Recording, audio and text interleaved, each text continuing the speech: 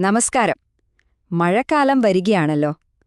കർഷകരായ നിങ്ങളെ സംബന്ധിച്ച് ഇതൊരു വലിയ വെല്ലുവിളിയാണെന്നെനിക്കറിയാം. പ്രത്യേകിച്ച് ഫാമിലെ ഏറ്റവും ദുർബലരായ അച്ചെറിയ പശുക്കിടാങ്ങളുടെ കാര്യത്തിൽ. അപ്പോ ഈ പ്രതികൂല കാലാവസ്ഥയിൽ അവയെ എങ്ങനെ സംരക്ഷിക്കാമെന്നതിന്റെ പ്രായോഗികമായൊരു വിശദീകരണമാണ് നമ്മളിന്ന് നോക്കാൻ പോകുന്നത്. ഇതൊരു തിയറി മാത്രമല്ലാട്ടോ, നിങ്ങളുടെ ഫാമിൽ എളുപ്പത്തിൽ പ്രാവർത്തികമാക്കാവുന്ന, കിടാങ്ങളുടെ ജീവൻ തന്നെ രക്ഷിക്കാൻ കഴിയുന്ന ചില തന്ത്രങ്ങളാണ്. പറയാൻ ഒരുപാട് കാര്യങ്ങളുണ്ട്, അതുകൊണ്ട് ഒട്ടും സമയം കളയാതെ നമുക്ക് നേരെ വിഷയത്തിലേക്ക് കടക്കാം. ആദ്യം തന്നെ നമുക്കൊരു കാര്യം ചിന്തിക്കാം. എന്തുകൊണ്ടാണ് മഴക്കാലം പശുക്കിടാങ്ങളുടെ ജീവന് ഇത്ര വലിയ ഭീഷണിയാകുന്നത്? കാരണം വളരെ സിമ്പിളാണ്. ഈ നിരന്തരമായ നനവും ചെളിയും പിന്നെ കോച്ചിയടിക്കുന്ന തണുത്ത കാറ്റും നിങ്ങളുടെ ഫാമിലെ മൃഗങ്ങൾക്ക് സ്ഥിരമായി വില്ലനായി മാറുന്ന കാര്യങ്ങളാണ്. ജനിച്ചു വീഴുന്ന ചെറിയ കിടാങ്ങൾക്ക് ഇതിനോടൊക്കെ പൊരുതി നിൽക്കാനുള്ള പ്രതിരോധശേഷി സ്വാഭാവികമായും വളരെ കുറവായിരിക്കുമല്ലോ. ഒരു ചെറിയ അശ്രദ്ധ പോലും മാരകമായ അണുബാധകളിലേക്ക് നയിക്കാം. അതുകൊണ്ടുതന്നെ ഈ സമയത്ത് നമ്മൾ കുറച്ചധികം ശ്രദ്ധിച്ചേ മതിയാകൂ. കാര്യങ്ങൾ എളുപ്പത്തിൽ മനസ്സിലാക്കാൻ ഇന്നത്തെ നമ്മുടെ വിഷയത്തെ ഞാൻ 5 പ്രധാന ഭാഗങ്ങളായി തിരിച്ചിട്ടുണ്ട്. 1. മഴക്കാലത്തെ ഭീഷണി. 2. ചുറ്റുപാട് എങ്ങനെ ഒരുക്കാം. 3. പ്രതിരോധ ആരോഗ്യ സംരക്ഷണം. 4. സുരക്ഷിതമായ പോഷകാഹാരം. ഒടുവിലായി 5. നിങ്ങളുടെ ഫാമിലിയിലെ മൃഗങ്ങളുടെ ഭാവി സുരക്ഷിതമാക്കൽ. അപ്പോൾ നമുക്ക് ആദ്യത്തെ കാര്യത്തിൽ നിന്ന് തന്നെ തുടങ്ങാം. മഴക്കാലത്തെ ഭീഷണി. ഇനി നമ്മൾ ഏറ്റവും കൂടുതൽ ശ്രദ്ധിക്കേണ്ട 1-ാം ഘട്ടം, അതായത് ചുറ്റുപാട് എങ്ങനെ ഒരുക്കണം എന്ന് നോക്കാം.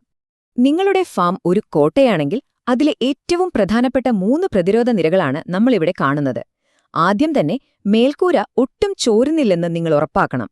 ചെറിയൊരു ചോർച്ച മതി വിരിപ്പുകൾ നനയാനും അതുവഴി കിടാങ്ങൾക്ക് തണുപ്പടിക്കാനും. രണ്ടാമതായി വെള്ളവും ചെളിയും കെട്ടിക്കിടക്കാതെ ശരിയായ ഡ്രെയിനേജ് സംവിധാനം ഉറപ്പുവരുത്തുക. പിന്നെ മൂന്നാമത്തേതും ഏറ്റവും പ്രധാനപ്പെട്ടതുമായ കാര്യം, ഫംഗസ്, ബാക്ടീരിയ അണുബാധകൾ തടയുന്നതിനായി വൈക്കോലോ അറക്കപ്പൊടിയോ ഉപയോഗിച്ച് എപ്പോഴും ഉണങ്ങിയ വിരിപ്പുകൾ തയ്യാറാക്കി കൊടുക്കുക.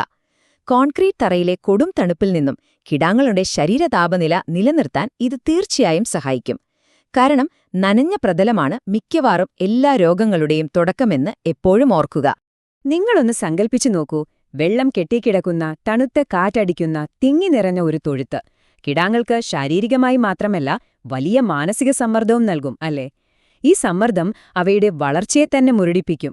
എന്നാൽ ഇതിന് നേരെ വിപരീതമായി ഊഷ്മളമായ നല്ല വായുസഞ്ചാരമുള്ള ഒരിടം ഒരുക്കുകയാണെങ്കിലോ, പെട്ടെന്നുള്ള മഴയിൽ നിന്നും തണുപ്പിൽ നിന്നും അതവർക്ക് മികച്ച സംരക്ഷണം നൽകും.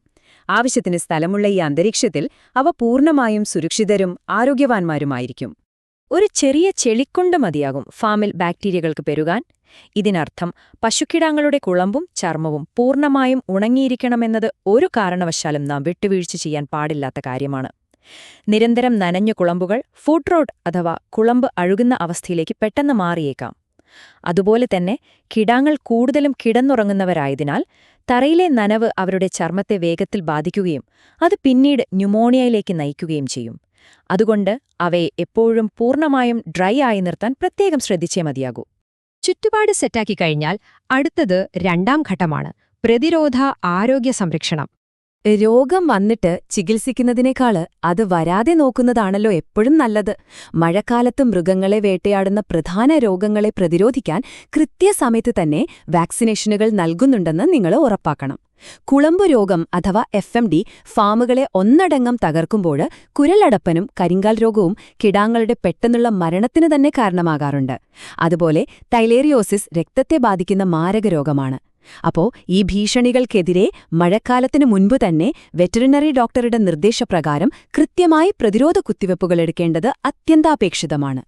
ഈർപ്പമുള്ള സാഹചര്യങ്ങളിൽ ഈച്ചകളും പേനുകളും പോലെയുള്ള പരാതങ്ങൾ വളരെ വേഗം പെരുകുമെന്ന് നിങ്ങൾക്കറിയാമല്ലോ. ഇവ കിടാങ്ങളുടെ രക്തം ഊറ്റിക്കുടിക്കുകയും അവരുടെ രോഗപ്രതിരോധശേഷി പൂർണ്ണമായും നശിപ്പിക്കുകയും ചെയ്യും.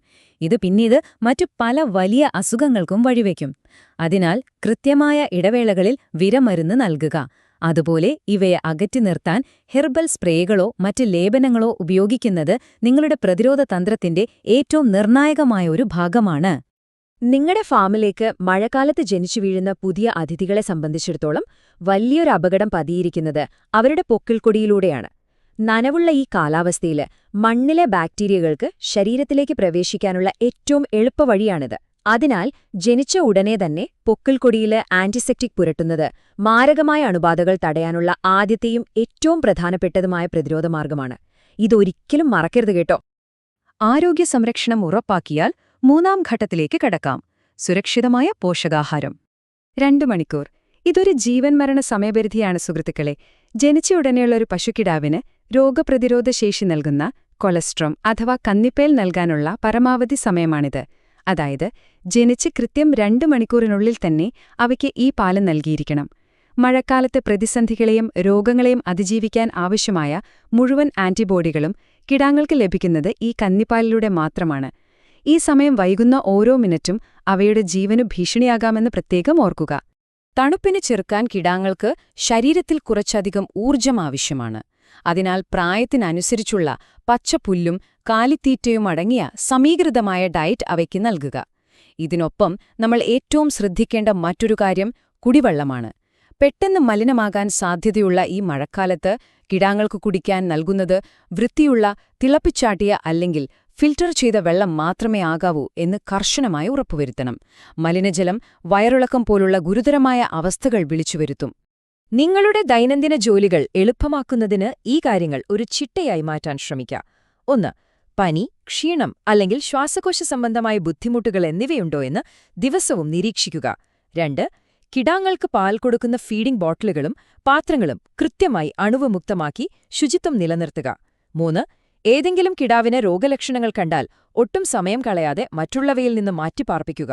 ഫാം മുഴുവൻ രോഗം പടരാതിരിക്കാൻ ഈ മാറ്റിപ്പാർപ്പിക്കൽ വളരെ അത്യാവശ്യമാണ്. അപ്പോ നമ്മൾ അവസാന ഭാഗത്തേക്ക് എത്തിയിരിക്കുകയാണ്: നിങ്ങളുടെ ഫാമിലെ മൃഗങ്ങളുടെ ഭാവി സുരക്ഷിതമാക്കൽ. നമ്മൾ ഇതുവരെ ചർച്ച ചെയ്ത ചുറ്റുപാട്, പ്രതിരോധം, പോഷകാഹാരം എന്നീ കാര്യങ്ങൾ കൃത്യമായി ഓർമ്മിക്കുക. ഒടുവിലായി നിങ്ങളോട് ചിന്തിക്കാൻ ഞാനൊരു ചോദ്യം ചോദിക്കട്ടെ. ഇന്ന് രാത്രി നിങ്ങളുടെ ഫാമിൽ ഒരു വലിയ മഴയോ കാറ്റോ വന്നാൽ അതിനെ നേരിടാൻ നിങ്ങളുടെ പശുക്കിടാങ്ങൾ ശരിക്കും സുരക്ഷിതരാണോ? ഒരു പശുക്കിടാവിനെ സംരക്ഷിക്കുന്നതിലൂടെ കേവലം ഒരു മൃഗത്തെ മാത്രമല്ല, നിങ്ങളുടെ ഫാം എന്ന സംരംഭത്തിന്റെ സാമ്പത്തിക ഭാവിയാണ് നിങ്ങൾ സുരക്ഷിതമാക്കുന്നത്. ഈ വിവരങ്ങൾ ഉപയോഗിച്ച് നിങ്ങളുടെ ഫാം ഇന്ന് തന്നെ കൂടുതൽ സുരക്ഷിതമാക്കൂ. നന്ദി.